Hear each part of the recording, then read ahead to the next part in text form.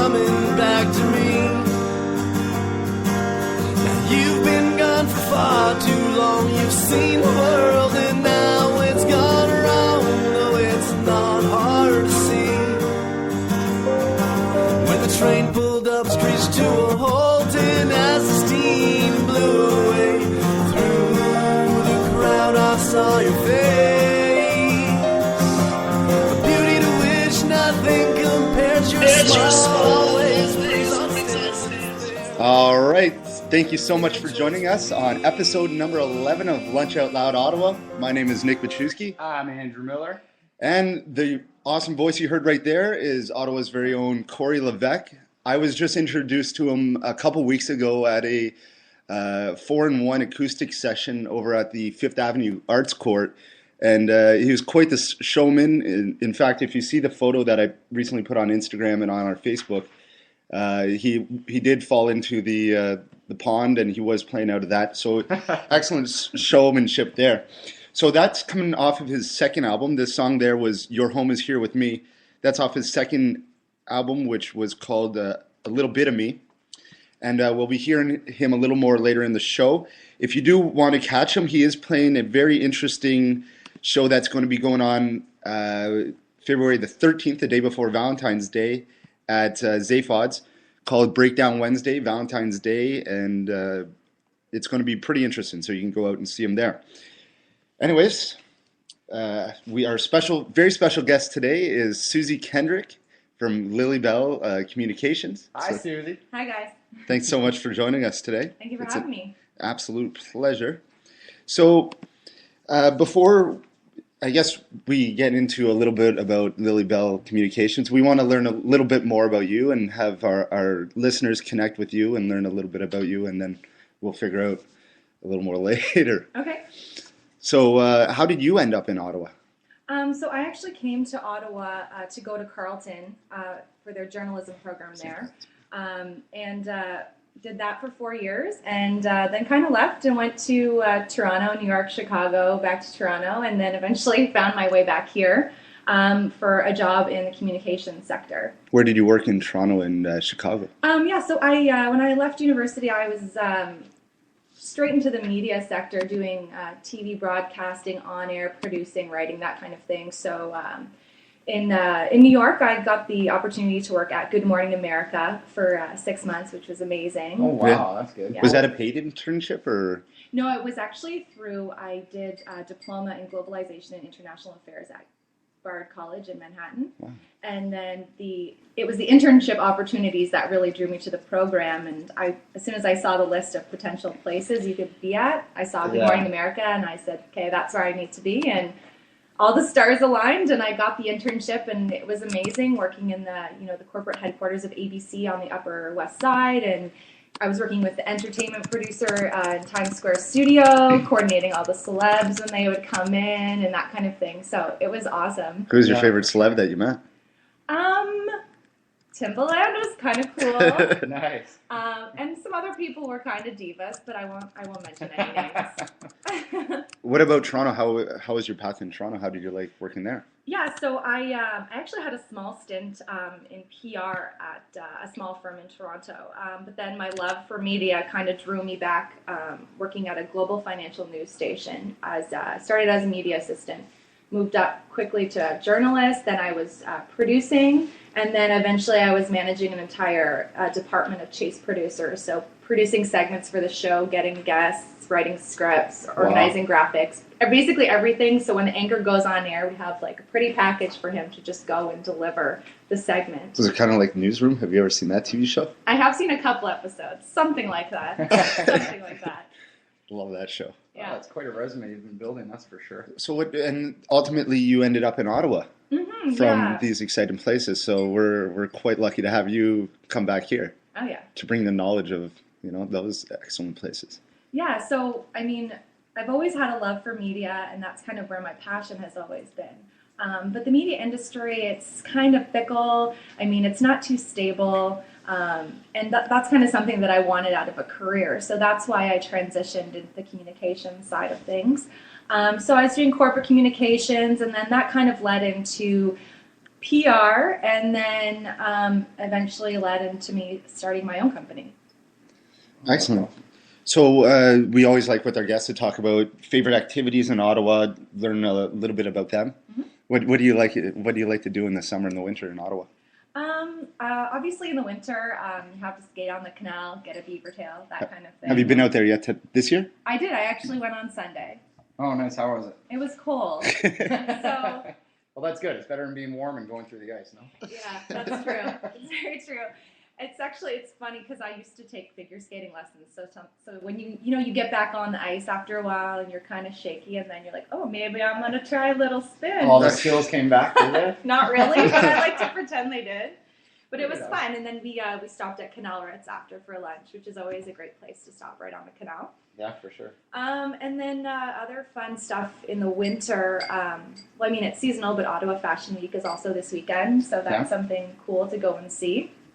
And then summer-wise, I mean, the patio season in Ottawa is pretty fantastic. Yeah, we do have some great patios here in town. I love doing that.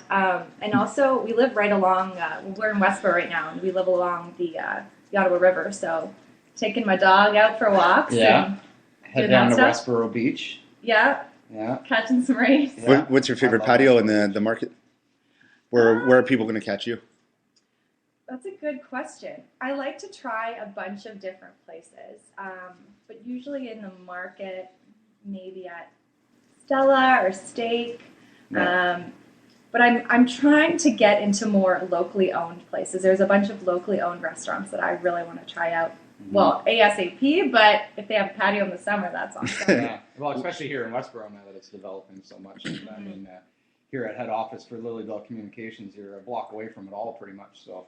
Yeah, we have a great location here, and absolutely. Even Richmond at Churchill here is totally changing. A lot of the older stores are having to close down, and we've got the new Gezellig restaurant. We're getting the new Savoy coming up, and I mean, it's just I love supporting local businesses. So it's great to live in an area that has so many that have storefronts here, and you can just take a walk and pick one. So what are some of your other favorite restaurants then, and some of the ones that you mentioned that you do want to get to? Mm-hmm. So I've always been a fan of Whale's Bone. Me too. I'm a sucker for champagne and an oyster or seven. So I really do like Whale's Bone. My background's British, so when my parents came to visit, I needed to find my dad a true, British pub. So the Manx on Elgin was a great location. I've been to England many times, and when I was actually in there, I could actually imagine myself being in this place in England. Oh, really? It's very, very, very good. And it's always packed. It is. Yeah. Me and Nick went there before a meeting that we had last Wednesday, I believe it was. And I couldn't believe how packed it was. I mean, it was a Wednesday night, and it was about 7:30 or so, and it was rammed. We could barely find a spot to sit down. Yeah. Mm-hmm. But lots of good locally owned beer companies represented in there. It's pretty good. Mm-hmm. Yeah, and I just want to take a moment right now to mention about what is going on at Oz Cafe, which I think is incredible because their main chef, Jamie Stunt, is in Kelowna participating in the culinary championships. So a lot of the local chefs actually started last year. It's called Kitchen Takeover, where you have several chefs from the local restaurants. They'll come in because he is the main chef at that restaurant. Mm-hmm. So without him there, it basically wouldn't be able to go on. So chefs from different restaurants go in and recreate some, very nice recipes. So last night it was your chefs were from town, Arc the Hotel, Side Door, and Local Union Local 613. So it doesn't really get but you don't see that everywhere where all these chefs you go in around. every night pretty much, and it's a different menu almost every night there. Well, here you're going to go in every night until Saturday, and you're going to get a taste of incredible food from a consortium of incredible chefs. There's 28 chefs participating in it. That's great that we have a community that will come together and do something like that. That's basically unheard of. I don't know if it is heard somewhere, but there's a lot of collaboration in Ottawa with the foodies or the chefs in the city. Yeah. Mm-hmm. I can't. Every time I hear foodie now, I think of that new commercial that's on TV. I don't know what commercial it is. I forget. I'm It's thinking Boston like Pizza. Boston Pizza. There you go. And they have this depiction of somebody who is supposed to be a foodie, and it just looks really nerdy to me. And I like to consider myself a bit of a foodie. I like to go out and enjoy my meals, but you're a I don't nerd know. though too. You're a nerd though too. Thanks, Nick. But I don't know. When I think foodie, I don't picture that gentleman that's on that commercial. That's for sure. What about one hidden gem that you would see in Ottawa that if you had friends from your hometown come down, you'd go, okay, we have to show them this. This is something interesting that they won't see at their own hometown. Well, I mean, Ottawa's layout, Ottawa-Gatineau is amazing, and I mean, being outdoors in Ottawa in the summer is something fantastic. But specifically that comes to mind is I love horseback riding, and I actually go out to Captiva Farms, not too far from, oh my goodness, what's the town called? Chelsea. Is it Chelsea? The one near Camp Fortune? Up near No, it's the one near where the Wakefield Mill is. Wakefield? Oh, there we go. Okay, so it's by Wakefield. Like near Edelweiss, right? Yeah. Okay. So there's a really great horseback riding place there called Captiva Farms, and I actually have a membership there because I love going horseback riding. And I mean, it's just fantastic to be out on a horse for an hour or two, trail ride, and just kind of. And anybody that if they don't even have a membership can go there for an hour or 2 hours and just ride? Yeah, you usually call to make a reservation. Yeah. And if you haven't, if you're not an experienced horseback rider, you haven't been in a while, you can get a little lesson, a little half an hour lesson, so you make sure your horse goes the right way. Yeah. And I just love it. It's just something I love doing when, in entrepreneurship, you can be so busy and be all in your head, and something about just going out on a horse, and you're kind of you kind of have control, but you don't, and you're just outside, and then when the horse starts to gallop, then you know it's good. Is that four seasons out there? You can do that in the winter, they're spring, year round. summer, fall. Winter as well. Yeah, they do like sleigh rides and stuff like that. I've always wanted to do it. Through the hills? Sleigh rides through the hills? Nice romantic Yeah, they even have some jingle bells. Oh, there you go. All right, so I guess we also like to talk about homes as we are in the real estate kind of industry. Yeah. What do you look? We're in a beautiful condo. You're beautiful condo here. So what do you look for in a nice home, or your favorite area, or your kind of architecture? I mean, I'm a stickler for nice finishings, hardwood floors. I used to work in the home industry, so I mean, I really pay a lot of attention to appliances and things like that. I like the newer, modern style buildings. Mm-hmm. Do you have a specific store in Ottawa that you like to frequent for these excellent home stuff? Yeah. I kind of go all over the place. I mean, for little things for the home, I really like Zone in the Byward Market. Also Urban Barn. Or, I mean, some of the stuff we have in here is from Struck Tube, and obviously there's some IKEA kicking around as well. But yeah, I don't have like an absolute. This is where I go to. It's kind of like whatever I feel fits my style. That's excellent. Get that. That's excellent style. Well, all right, we'll be right back with Susie Kendrick and talk about LilyBelle Communications, and we're going to play one more song called "The Time Will Come" from Cory Levesque. So we'll be back in just a minute and enjoy it. So hold me close and don't let go. The time will come when I'll be gone.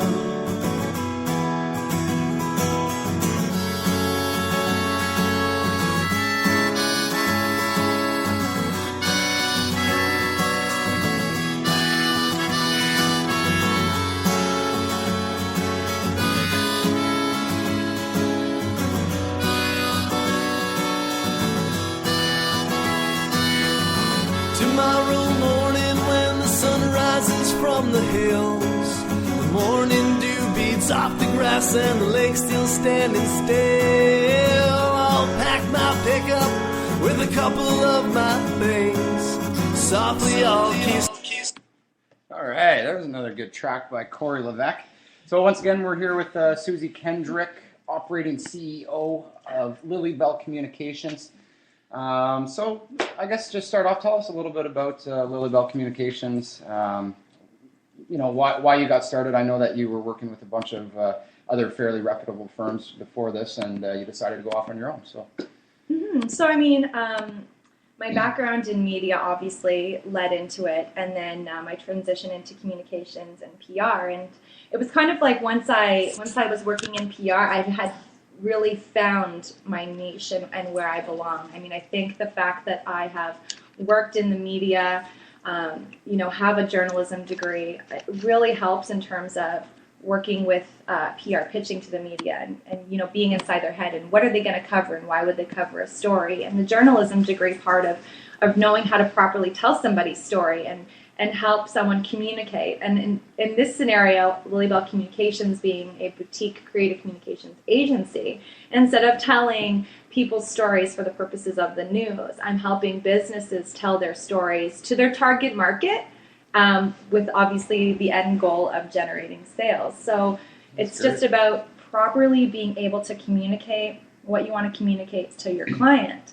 And that's kind of the nuts and bolts of what we do. So I actually decided to take the leap into entrepreneurship in the summer. Mm-hmm. It was something I had actually wanted to do probably for over a year and a half, but it's obviously pretty scary to actually say, okay, I'm going to do this full time. Yeah, we've both been there. Yeah, so. we both know. I mean, sometimes you just got to do it, though. I mean, no risk, no reward, right? Exactly. So, I mean, I almost did it 4 months earlier, but I took another opportunity. So anyway, this summer, end of July, I made the decision, this is what I'm going to do. And then just worked on building my website, which is www.lilybellecommunications.com, networking, business development, letting people know what I'm doing. And it was actually amazing. Within a couple months, I already had referrals coming in. And I mean, up to this point, every client that I have gotten so far is from a referral. So someone who knows me, who knows someone. I mean, even the chain has gone even third or fourth person removed. Oh, that's great. So word is spreading, and then it was my 30th birthday on January 1st. So for me, it was happy belated birthday. Thank you. So it was very poignant for me to launch my company by my 30th birthday. So actually on New Year's Eve, I was scrambling around to get the last things for the website done and the social properties on Facebook. On Facebook, we're just LilyBelle Communications. On Twitter, we're LilyBelle PR. And ended up, it all came together and officially launched the website and the social media properties on New Year's Eve. And that's such a great feeling, the next day you wake up, oh my God, I'm 30. But it's like, wow, I just actually did this. And I mean, I had started it 6 months earlier, but it's kind of like, until you actually launch the website, you're not really real. Yeah. So I became real, and then it just kind of went from there. I mean, I've gotten amazing support from people in the local Ottawa business community, as well as, internationally from some of my clients. Obviously, friends and family have been great. So it's been good. Yeah. Well, I have to say, I mean, I've been following it since you've started up, obviously, and I mean, you're doing such a great job of getting the name out there of LilyBelle Communications that I can only assume what you would do for your own clients would be just as good, if not better. So let's talk a little bit about some of your clients that you're handling right now. I know you got one big one that I'm interested in, being in real estate. But So right now we're working with Richcraft Homes. So we're really excited about that. We started off with a small project previously, and they were happy, so we moved on to a bigger project. We're also we just completed a project with the company Reno Video Productions. And they're a member of the Third Floor York, new group of companies that's in the market above Play. Yeah. Okay. And then other past clients, I've had clients from New York. I have a client from Toronto right now. And then I've got some really great clients in the pipeline that I can't mention just yet. But there's some really good things coming up. Well, you must have made a ton of contacts. I mean, your resume is stacked. For being only 30 years old, I mean, you have an absolutely fantastic resume. So I'm assuming all these contacts that you've met, like you said, in Chicago, New York, and Toronto, those have got to be, hopefully you've kept in contact with most of them, and hopefully they're helping you out a little bit too, I would assume. But absolutely. I mean, and especially in this industry, networking is key, and and it's something that's very, very important to me. And obviously part of communication is keeping in touch with people, right? And making sure people know what you're doing, and you can manage that on an international scale with the internet and LinkedIn and Facebook and Twitter. And, I got a message the other day from a contact in LA who was just congratulating me because he had seen the LilyBelle Communications LinkedIn page. So the internet really helps to push the name around, but then it's also what you do yourself to get it out there. Where do you see yourself going? So what do you see as possibly a 2-5 year plan? I don't have any plans of this being some massive agency like an Edelman or a Hill and Knowlton. To me, it's really a passion and I love working with small to medium businesses who want help communicating. And I don't have a specific sector, kind of a niche picked out for myself. I just want to work with great people who have a voice that they need help getting out there. So I could see it growing to a point where maybe I have a couple staff. But it's funny, I say this, I have a few, business mentors who have established and are running bigger companies, and I tell them this, and they're like, well, that's what we thought when we started, and now one guy, he's got 40 employees all across Canada, and he's like, I thought it was just going to be that too, and then it just takes off, and you just go with it. So we'll see, but for me, at the end of the day, I love working directly with the clients, and that's kind of what I think sets me apart is, my media background, the fact that I have this strong journalism communications background, and it's not something where this is just pumping in money. I actually really do enjoy working with people and helping tell their story, because that was my passion to go into journalism in the first place. What are other ways of acquiring clients in this kind of industry? Because there's several clients that might not see resources going that way, and it's, I guess, changing their view of where we should put our resources to expand. So how do you go about that way and trying to paint a vision for them? Yeah, one example is, you can look at somebody's website and say, is your website properly getting across what you want to get across? Is the content saying what you really want to say? Working with a lot of entrepreneurs and just having a lot of entrepreneur friends, your business idea or what you want to sell can be so clear in your own head, but then when you try to express what it is and explain to someone else, it just doesn't come out right. So I'm kind of the helper in terms of taking what you actually want to say and saying in a way that's clear to everybody, because sometimes you just, you just can't present it in a way that, because you've got so much information and so much stuff, so it's kind of streamlining the process.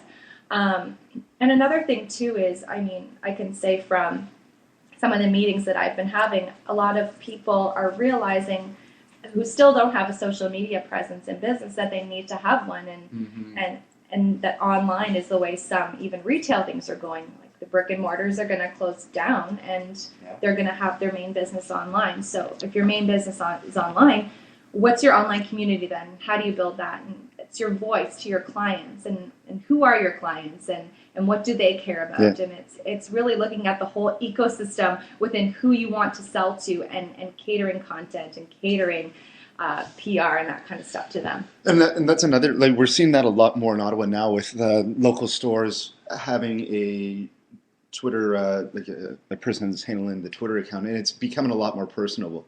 And I think that's always great, because I guess our mission is trying to, not our mission, but we love taking out the big box stores and, the huge companies and helping our local companies. Watch out, Walmart. We're coming.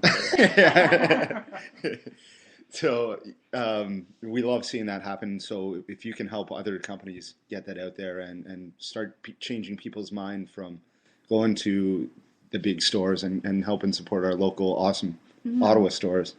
Absolutely. All the better it's in the funny future. too, in the social media sphere of things, I'm sure as well as you guys, we kind of grew up with the internet. I got my Facebook account. This is my best friend. Yeah. It's my only friend. I got my Facebook account in third year university when you could only get onto Facebook if you were a university student. Yeah, I remember those days. Yeah. Yeah, and I got my Twitter account when I was in 2007. So Well, you were an early bird, eh? yeah. I No think pun intended. No pun intended. Good job.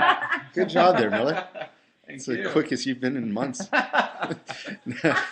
So what do you think about being in Ottawa? I mean, just myself, those that don't really know PR and communications, I've seen a lot of people take it in school, and then they end up seemingly they've always left and went to bigger cities. I don't think that's the case anymore. I mean, I think you're proving that right now. And what are your thoughts on that? I mean, most of the time, any friends I've known, they seem to have taken off and went to Toronto and worked for big firms there. And, I think we're seeing a little more now in Ottawa. I mean, I think when it comes to people moving to Toronto, that's where just most of the main agencies are, the bigger agencies. So the opportunities for jobs is greater there. Also, a lot of companies' headquarters who manage PR for big companies are in Toronto. So that's the driver there. But there definitely is a need for it here, and I mean, and that's kind of why I'm in business, is because there is. And there are some other great PR companies in the city, communications companies, and it's just kind of, what niches do they work in and that kind of thing. We've got government, so there are a lot of communications companies that cater to government. But yeah, there definitely is a market here for that. People do care. Obviously, any business would care what the public thinks. And thing for me too is I think there's a stigma around PR with people saying that that PR is just media relations and getting in the magazines and getting in newspapers on TV shows and events. But really, public relations is about how you communicate with the public, and I really see it as more an all-encompassing thing than just something as simple as that. Oh, that's great. All right, well, if you guys want to get in touch with Susie, you have a small to medium business, you want to get the word out there about your business, and she'll help make you rich. So visit her website at www.lilybellecommunications.com. That's LILYBELLE communications.com. Excellent. So just a couple events that we want to touch on before we listen to one last song from Cory. There is in... let's just sort of Fashion Week. We had Fashion Week. We have Fashion Week this weekend at the Brass Monkey on February the 17th. Tasia's Animal Refuge is putting on a fundraiser. So animals are a very important part of my life, and the more we can help out the abused, abandoned, and neglected animals, all the better. So it's going to be an excellent fundraiser. It starts at 8 p.m. on the Sunday, the February 17th. It's the day before a holiday, so there's no excuse not to come out there. There's going to be 4 local bands, silent auctions, as well as many other things going on. There's an online raffle to help Ottawa Fur Kids, so help Ottawa pets that have been abandoned again. So Michelin Massan's putting that on, and you can go to www.helpottawafurkids.com. It's an online raffle that's going on until the 19th of February. And tonight, CHUO 89.1 FM is having a live auction and dance party starting at 6:30. So that's going to be a ton of fun. That's at Club Saw. There's so many prizes. There's going to be great music being played. So get out to that. Anyways, thank you so much for joining us once again. And thank you, Susie, for being here on the show. Next, sorry, thank you. Cut you off. There it is. Next week, we have Herd Magazine, the 3 founding members from Herd Magazine. The week after, we have the counselor Peter Hume on. That's going to be I can't wait to grill him. So our last song here is Peeking Through the Shards from Cory Levesque, and you'll be able to find all this info on Facebook, and talk to you soon. See you next week. Thank you so much. My heart must be callous 'cause I don't feel much anymore. And nothing is keeping me from walking out that door. And I feel no strong ties weighing me down. And I sometimes question just why I stick around. 'Cause a minimal change in scenery will tremendously change a life. Just as forgetting one will cut deeper than a knife. And I feel I'm at a loss and I'm counting my cards. My heart is broken and I'm picking through the shards.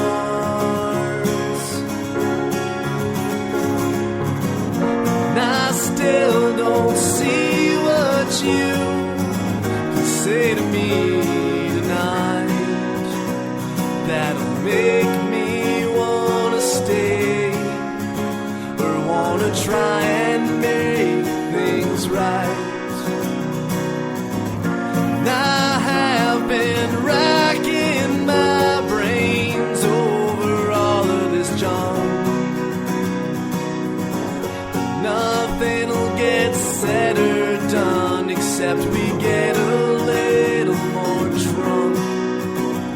Is it worth any of this?